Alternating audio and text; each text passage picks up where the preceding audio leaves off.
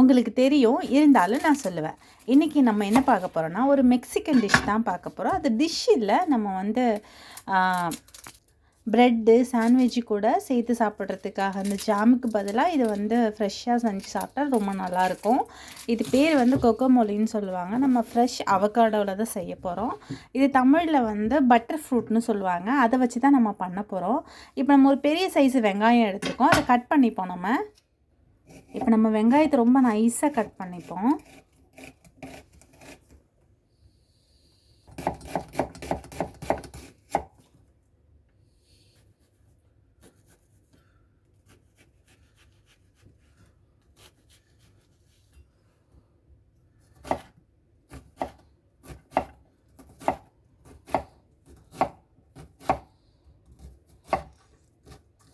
இந்த அளவுக்கு நம்ம பொடியாக கட் பண்ணிக்கலாம் வெங்காயத்தை. சின்ன வெங்காயமாக இருந்தால் நீங்கள் 2 எடுத்துக்கோங்க. பல்லாரிங்கிறப்போ அது பெருசாக தான் இருக்கும். அப்போ நமக்கு ஒரே ஒரு வெங்காயம் மட்டும் போதும். இப்போ நம்ம வெங்காயம் வெட்டியாச்சு. இப்போ வந்து நம்ம வந்து ரெட் சில்லி கட் பண்ணிப்போம். நான் இங்கே ஒரு 5 ரெட் சில்லி எடுத்திருக்கேன். அது கூடவே ஒரு தக்காளி,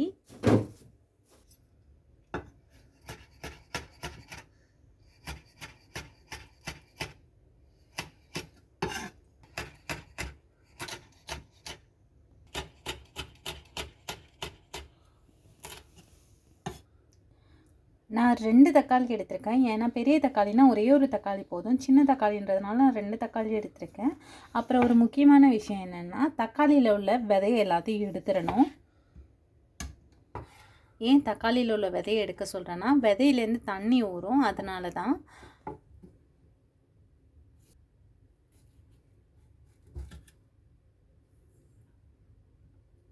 அந்த பல்ப்பை எல்லாம் எடுத்தாச்சு. ஜஸ்ட் அந்த ஃப்ளெஷ்ஷை மட்டும்தான் நாங்கள் இப்போ போட போகிறோம்.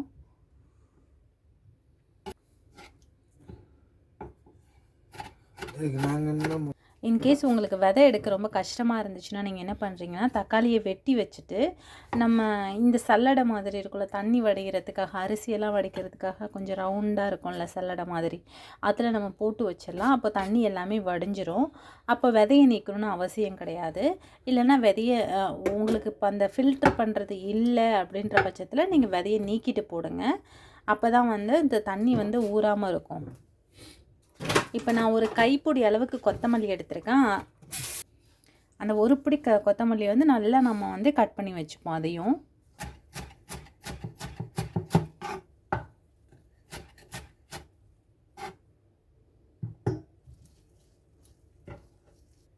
நம்ம கொத்தமல்லியும் கட் பண்ணியாச்சு. நம்ம மெயின் இன்க்ரீடியண்ட்டான அவகோடா எடுப்போம். அவகோடா எடுத்து கட் பண்ணுவோம்.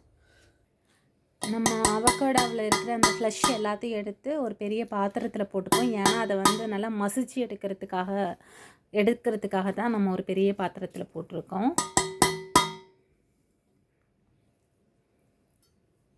நாங்கள் ரெண்டு அவகோடா எடுத்திருக்கோம். அதுக்கு தகுந்த மாதிரி தான் 2 தக்காளி எடுத்திருக்கோம். 2 தக்காளினா பெருசுன்னா 1 போட்டுக்கோங்க. சின்னதுன்னா 2 போட்டுக்கோங்க. ஒரு வெங்காயம், ஒரு 5 பச்சை மிளகா போட்டுக்கிட்டோன்னா இது வந்து 2 அவகோடாவுக்கு சரியாக இருக்கும். நம்ம ஒரு சின்ன ஸ்பூனை வச்சு எடுத்தாலே வந்து நல்லா வந்துடும். பாருங்கள், அது எப்படி தனியாகவே வந்துருச்சு. அந்த தோல் தனியாகவும் அந்த ஃப்ளஷ் எல்லாமே தனியாகவுமே வந்துருச்சு. ரொம்ப ஒரு சின்ன சைஸ் ஒரு ஸ்பூன் எடுத்துக்கிட்டு நம்ம இது பண்ணாலே வந்து எல்லா ஃப்ளஷ்ஷுமே நம்ம வந்து சீக்கிரமாக எடுத்து போட்டுடலாம். கத்தி கூட தேவையில்லை. நம்ம கொத்தமல்லி இலை தூவிக்கலாம். நம்ம கட் பண்ணி வச்சுருந்தது எல்லாத்தையும். அது கூடவே வெட்டி வச்ச தக்காளி, அந்த பச்சை மிளகாவையும் சேர்த்து போட்டுக்கலாம். வெங்காயத்தையும் போட்டுக்கலாம்.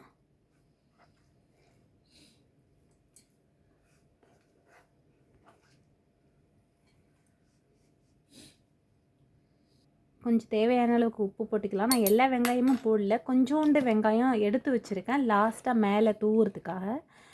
ஒரு ஸ்பூன் வந்து நம்ம மிளகு பொடி போட்டுக்கலாம். சீரகத்தூள் போட்டுக்கலாம் 1 ஸ்பூனு.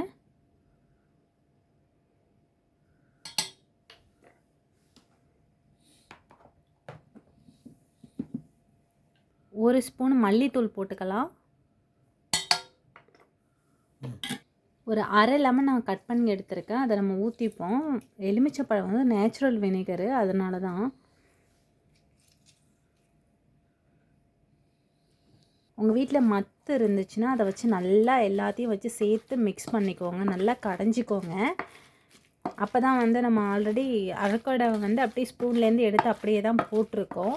ப்ளஸ் இந்த தக்காளி வெங்காயம் இது எல்லாமே வந்து மிக்ஸ் ஆகிறதுக்காக, மர்ஜ் ஆகிறதுக்காக வந்து நம்ம வந்து மத்தில் போட்டு நல்லா கடைஞ்சி எடுத்துப்போம். அப்போ தான் ப்ரெட்டில் வச்சு சாப்பிட்றப்ப எல்லாமே வந்து நல்லா டேஸ்ட்டாக இருக்கும். இல்லைனா தனித்தனியாக நமக்கு ஃபீல் ஆகும். ஒரு 50% வந்து நமக்கு வந்து மிக்ஸ் பண்ணிட்டோம். இப்போ வந்து நம்ம வந்து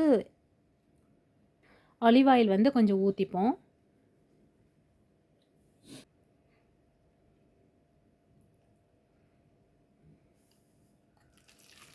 நல்லா மிக்ஸ் பண்ணிப்போம். அந்த ஆலிவ் ஆயில் வந்து எல்லாத்துக்கூடையும் மர்ஜ் ஆகிற அளவுக்கு.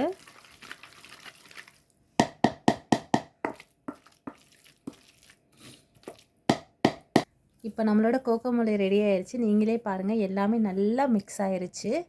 நம்ம இதை வந்து ஒரு கண்டெய்னரில் வந்து நம்ம வந்து ஃப்ரிட்ஜுக்குள்ளே ஸ்டோர் பண்ணி வச்சிடலாம். 1 வாரம் வரைக்கும் நம்ம யூஸ் பண்ணலாம். அதுக்கு முன்னாடி வந்து நான் ஒரு இது எடுத்துருக்கேன், ஒரு பாத்திரம் எடுத்துருக்கேன். அது வந்து நல்லா தண்ணி இல்லாமல் நல்லா சுத்தம் பண்ணி எடுத்திருக்கேன். தண்ணி இருந்தால் சீக்கிரம் கெட்டு போயிடும். 1 வாரத்துக்கு முன்னாடியே தண்ணி இல்லாமல் வச்சோன்னா, ஃப்ரிட்ஜுக்குள்ளே வச்சோன்னா 1 வாரம் வரைக்கும் நம்ம யூஸ் பண்ணலாம். இது வந்து ரொம்ப ரொம்ப ஈஸியான ஒரு பிரேக்ஃபாஸ்ட்டாக இருக்கும். நம்ம வந்து ப்ரெட்டு உங்கள்கிட்ட இருந்துச்சுன்னா ப்ரெட் எடுத்து பட்டரோ இல்லை சீஸோ ப்ரெட்டு வந்து அது கூட வந்து டோஸ்ட் பண்ணி இது மேலே வச்சுட்டு சாப்பிட்டிங்கன்னா ரொம்ப அருமையாக இருக்கும்.